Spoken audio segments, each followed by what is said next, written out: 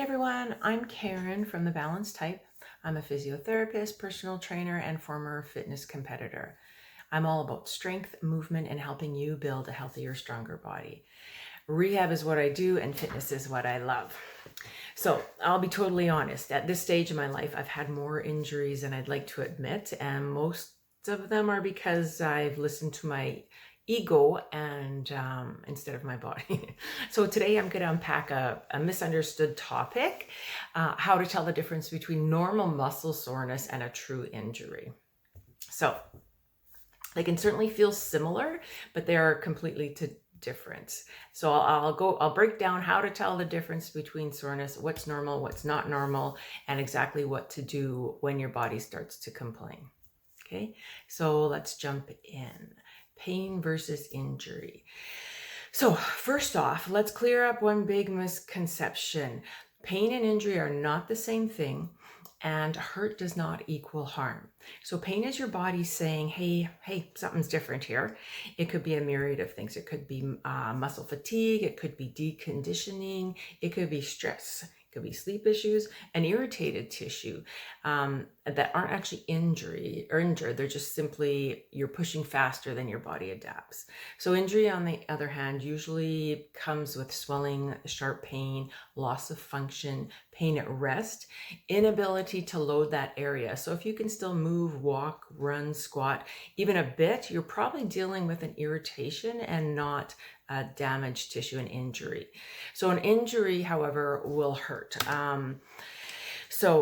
But it does hurt, but it does not equal harm. So if you have an injured tissue and you are doing said movement activity, your prescribed physio exercises, it doesn't mean that that hurt is actually further harming those tissues. So that's really something to remember. Hurt does not equal harm.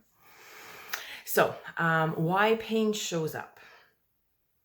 So basically, when you start to exercise, often you have your motivation basically adapts faster than your tissues. So muscles adapt really fast, tendons adapt slower, and joints and fascia and ligaments adapt even slower. So when you go from zero to intense workouts, your tissues are basically like, hey man, we weren't consulted here. And there's a lot of discomfort. But the discomfort is a sign that your body is adapting, not breaking. So there's a little rule of 3 that you can use. I use this with some of my clients in the clinic. So rule number 1, so you want to use the rule of 3. So your pain is a 3 out of 10.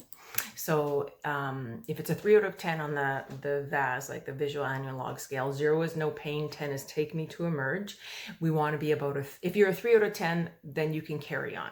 So continue with your workout. If you have an annoying pain, it's okay. But if it's a sharp pain, then that's not okay. Second point, pain that settles within 3 hours. That's normal. I usually like to say 1 to 2. And if by 3 hours it's ramping up, then that is typically an indication that the activity was too much for those tissues. So you just want to rein that in a little bit there. But if your discomfort calms down after, 2 close to 3 hours after your activity, then your body tolerated that load.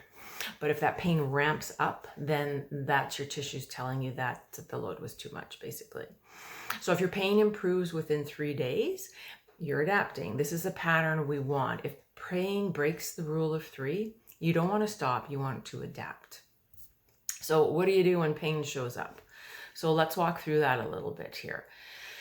So instead of panicking or stopping your training, you want to modify it, right? Everything is modifiable. So number 1, you're going to reduce, don't remove. Pain equals information. So your job is to scale that exercise. You don't quit. You lighten the weight, decrease the reps, you slow the tempo, you shorten the run. So those are the variables that you can use to modify that activity. Number 2, you're going to change one thing at a time. So For example, if your knee hurts while you're squatting, you're not going to change your shoes, your stance, your depth, your speed, and your load all at once. You pick one, give your body a chance to respond, and then you kind of go from there. Step 3, you want to check your technique. Don't overthink it, but small tweaks can make a really big example. So like if your knees collapse when you are doing a squat, then work on engaging that glute med to help stabilize that knee. If you have too much of a forward lean in your deadlift, then you might need to work on your spinal extensor strength a little bit. That could lead to back strain, right? If you're overstriding in a run, that can lead to shin splints. So these are the little areas where you can tweak things to eliminate discomfort. We can strengthen the weak links, right? So pain often shows up because one area is doing the work for another. Some common patterns that I see a lot, again, I kind of mentioned these. The knee pain is your weak glutes, glute med particularly. Your Achilles tendon is typically weak calves. Low back pain, weak hips. Shoulder pain can be a weak, like thoracic spine. And then remember, strength is medicine. So we want to continue to build strength to keep us healthy as we age, protect our bones. So we want to prioritize recovery here. You don't get stronger from the workout.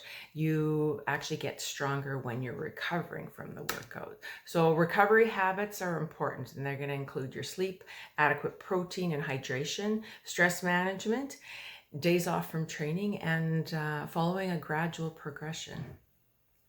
And another point, when to seek help. So most exercise related pain gets better with load management, but here's when you should get assessed. If you have worsening pain, if you have swelling, pain at rest, sharp catch or click or lock, not a good sign. If you have nerve symptoms, that would be like your tingling, numbness, pins and needles type feeling. And if you have a pain that lasts more than 3 to 5 days, that's a time when you want to get things checked out. So trust your gut, get early guidance, and that can save you weeks of frustration and injury. So a final takeaway, your body isn't fragile, it's adaptable, it's meant to take a load, and it will progressively strengthen. Pain isn't a sign of weakness, and often your body just simply needs to adjust. So if you remember one thing, make it this: you can stay active and manage pain safely. You just need the right strategies.